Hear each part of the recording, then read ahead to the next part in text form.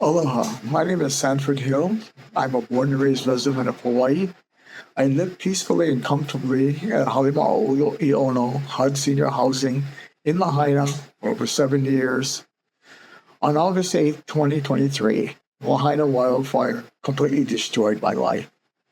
It killed 7 of my friends, it razed my home, ended my business, wiped out everything I owned, and forced me to move from Maui, where I'd lived for over 50 years. At 72, at the time of the fire, I will never be able to recover and start all over again because of my age and the trauma.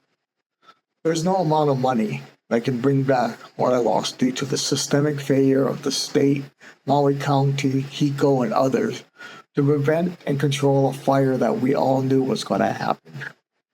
The only reason I survived was dumb luck, which will haunt me for the rest of my life.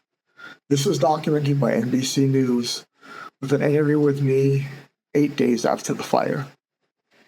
I was ready for this because I thought, I would be like, so I got everything ready to evacuate. And then they told us the fire was 100% contained. All the police left. About 1:30, I left for an appointment, like a 2 hour, hour and a half appointment because the wind was really, really strong. But I couldn't smell or see any fire. So I left. When I came back, I actually went into Wailuku, and when I came back about 3 o'clock, there were already telephone poles across the main road, wires. And I went down by the ocean just to hide from the wind. The wind was so strong, it was literally, rocks were flying into my car. And they just were not prepared to warn us adequately. They were not prepared to fight it adequately. This didn't have to happen. These people didn't have to die.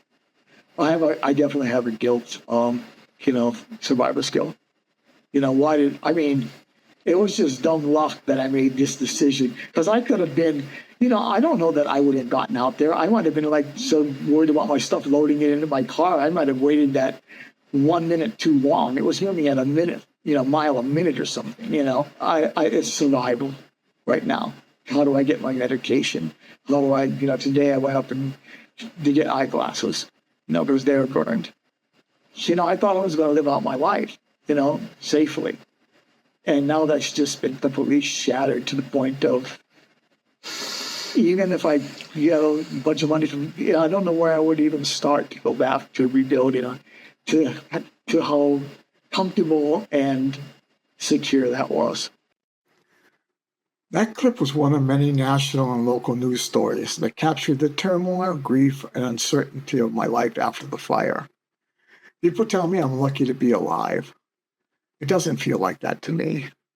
My life after the fire has been a constant physical, mental, financial, and emotional struggle. It's not just about the horrific death of 7 friends and the total loss of everything I've owned. It's completely erased my entire life and forced me to begin again at 72 years old. It's turned my golden years into ash, literally. And that's not an exaggeration. I cannot recreate the 10,000 plus film photographs, the terabytes of high-resolution digital media, and the hundreds of hours of professional video I lost. This is valuable, copyrighted, and historical content that came from over 50 years of professional work on Maui, Oahu, and in LA that was critically acclaimed and internationally published. The greatest loss was my 250-page coffee table book titled Maui Tales that I worked on since 2011 and was ready to be published. This unique book captured true stories and images from the 1970s that is mostly myth and legend now from a local perspective. This book was my legacy and Maui's history. I'm positive it would have been immensely successful and would have generated even more significant media content. My final years would have been interesting, fun, and successful instead of depressing and angry as I struggle to find new meaning in life. I have nothing now. I've had to leave my home, my friends, and move to another island. I'm sure I'll suffer from the severe PTSD caused by the fire for the rest of my life. The aftermath of the fire has been a constant fight to survive in a surreal world that I could never have imagined. Going from the secure, stable, and safe life that I had before the fire to the chaos, uncertainty, and despair of being a survivor is indescribable. The stress of not knowing where I'm going to live or how I'm going to recover at my age is horrible. The death, destruction, and loss is made even worse by the chaotic and inconsistent help we are getting. I and the rest of the survivors, we became a problem that no one was prepared for, and we are the ones suffering for it. We know this settlement will never make us whole again, as the governor promised. Those responsible for the death and destruction will never be held accountable. This Hawaii News Now story captured a moment of my trauma just before Christmas in 2023. It's just one of the major national and local news stories that I've been a part of since the fire. I feel the public really needs to know what happened to the kukuna at Halima'olu'iono. I owe that to my friends who had necessarily perished there. Story, kupuna who lived in a low-income senior housing complex that was destroyed in the Lahaina Wild Fire are struggling to cope. They lost their homes and several of their neighbors. Tonight, we talked to one who left his home before the inferno, but thought he'd live there the rest of his life. So this is my front door. 72-year-old writer Sanford Hill went back to what was his beloved Lahaina home. So you had a one-bedroom? We stand in what would have been his kitchen. All that's left is his burned-out stove and the cans from his pantry. There are piles of household goods. But destroyed are his precious photographs and a book he had written about life on Maui in the 70s that was ready to publish. What I lost there is it's like my life is gone. It's just ended. There's no way for no amount of money that I can get back what I lost. You've been here now several times. Right. What is it like being here for you to see your home like this? And see, it's hard to find even words. It's even yapish many around that this was my trail. Hill lived in Halima'olu'iono on Kilauea Street, a low-income senior housing complex where management says 7 people died. Why are you so determined to share this story? Because it has to be shared, because people died here. Like I said, that's Buddy's house. That's Angie's house. She died there. That's the Mees died there. Jonesy died there. And I don't know where the other 4 people died, but somewhere down there. Hill says the feeling is so heavy here, he will likely never return to the burn zone again. This is like a cemetery. There are conflicting stories from residents in Haleipahaolu about what management did the day of the fire. There was a problem with caring for cleanup. Making sure that when emergencies happen, they get that there's a plan for them. Hill is searching for the truth about how his neighbors died. These are people I spent last Christmas with. And he wants to remember how they lived. This didn't look like this. It really looked like such a beautiful place. The aftermath of the fire has consumed my life for the last 2 years. At first, it was just day-to-day survival. How to get my medication, where was I going to sleep, what happened to my friends and neighbors, who survived, how to get clothing and basic necessities. All I had was the clothes on my back, my car, and the money that was in my checking account. After staying in a hotel for a few days, a friend let me stay in an empty cottage about to be rented. As the extent of the death and destruction became apparent, I realized things would never be the same and how vulnerable I was. On the first day that the road opened to Lahaina, I tried to get down to my place to recover my fire safe, but the police wouldn't let me. That fire safe contained all my important documents and $55,000 in cash, my entire life savings. When I was allowed to access my unit 4 months later, the fire safe was gone. I don't know what happened to it. Now I was not only homeless and traumatized, I was broke. I was lucky to get a room at the Red Cross shelter in the Westin Hotel in Kauai, where I stayed until Thanksgiving when I was moved to the Red Cross shelter at the Royal Lahaina Hotel. Living in a resort hotel with thousands of traumatized fire victims while dealing with the relief agencies as I tried to rebuild my life was very difficult. The rooms were small, and the ongoing hotel renovations disrupted daily life. It was maddening to see billions of dollars being spent by the unprepared government and relief agencies with very little going to the survivor. It was also frustrating to see the defendants changing the public perception of the Lahaina fire to avoid responsibility and accountability. Today, the public has a very different perspective of the Lahaina fire than the survivors experienced firsthand. I needed a new car since my old Corvette was damaged during the fire. I had maxed out my credit cards and bought a 2013 Infiniti that I had no way of paying off. At least I could get around now. Day after day, month after month, of funerals, medical problems, legal questions, relief setbacks, financial difficulties, and the horrible nightmares, I was exhausted. I was no longer retired. I spent my days working to get whatever money I could from FEMA, Red Cross, Oprah, and the others. I had very little expenses at the shelter, so I saved every penny. My medical problems also got worse. A small cataract in my left eye that I'd had for years suddenly grew, blocking 50% of my vision, and I had to have it removed. The ophthalmologist said the fast growing could have been caused by the wind-blown ash and debris during the fire.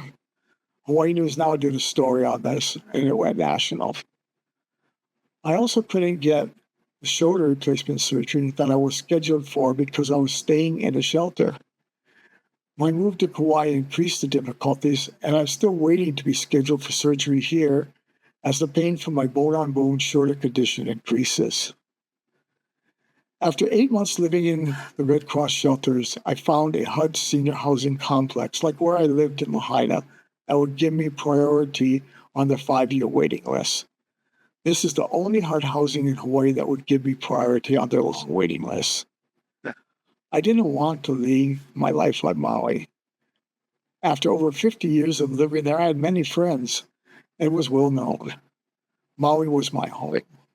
I knew that at my age, living on a fixed income, I could only afford HUD low-income senior housing. I also didn't want to live on Maui in a FEMA slum and then become homeless when it ended as an old kupuna. So I spent every cent I had moving to Kauai and furnishing a one-bedroom senior housing unit where I currently live. Kauai is very beautiful, and I'm Keiki no matter which island I live on. But Kauai is not my home, and rebuilding life here at my age will be tough. To talk about all the hardships I've experienced since the fire would take forever. I've had to spend weeks putting together just the documentation and this video for my claim. So I'll leave you with some scenes from the Emmy Award-winning PBS Frontline documentary, Maui's Deadly Firestorm, that I worked on from the beginning. This includes my last day on Maui. I feel that this is how people will remember me, instead of the rich, full life I had before the Lahaina Wildfire. I went out and went into my backyard and looked up the street at Lahaina, and I could see all the fire department was right on the other side of the bypass, fighting a fire that was smoking. It wasn't a big fire, maybe 2 acres. After 3:30 p.m., a fire reached Halemaho'ono, trapping several residents. 911. Hi, I'm Halemaho'ono. There's a fire, like 0.1 source. No, you step to get it out. When you feel unsafe, listen to yourself and evacuate. Okay. It's here, so I don't have a car. I understand, but every available unit is fighting that brush fire. Our resident manager, somebody you can talk to if they get work there. They couldn't figure out if they should stay in shelter in place or run, because you couldn't really see the flames until it was like literally coming over the building. And unless they got in the car with somebody else who I'd already talked to, they wouldn't have made it out. And what you expand is 9 villages that are too high. I don't know. It's too windy to go inside. And it's too low here in the car. All those chefs. Oh, no, we're on fire. Now the book is on fire. Now the building is on fire.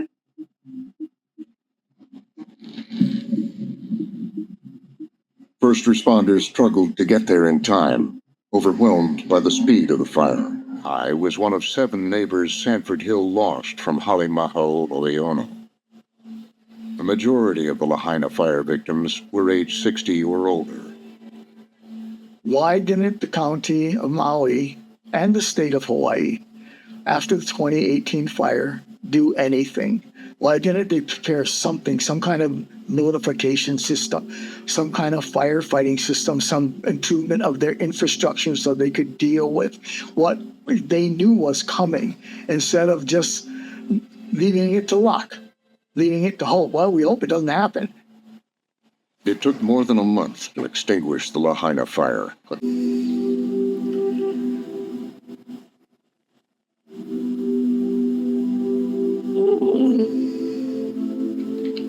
The Lahaina fire, the deadliest in the U.S. in a century, claimed 102 lives. The woman who lived in that house, Angie Vasquez, she passed away. The man who lived in this house, Buddy Nata, he passed away. And knowing that not just the place is gone, but the people are gone, it's eerie. Somehow I didn't die here. You know, my ashes could have been here easily.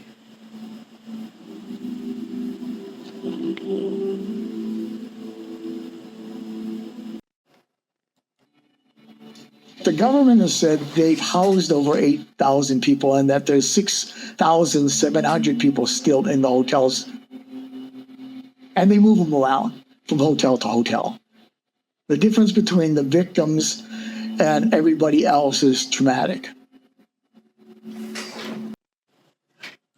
Lahaina Strong ended up removing their protest camp from the beach after Maui pledged to convert 7,000 short-term rentals to permanent housing. But more than 1,500 families have left the island, including Sanford Hill. Now, I'm out of aloha. I'm sorry. You know, it's like that's just the way it is. Lahaina is gone.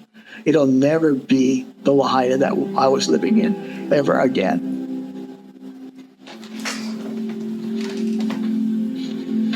I think we tend to think of disasters as bad things that happen to other people. This was a really big wake-up call. He'll survive the fire because he couldn't return home after leaving mid-afternoon for a dental appointment.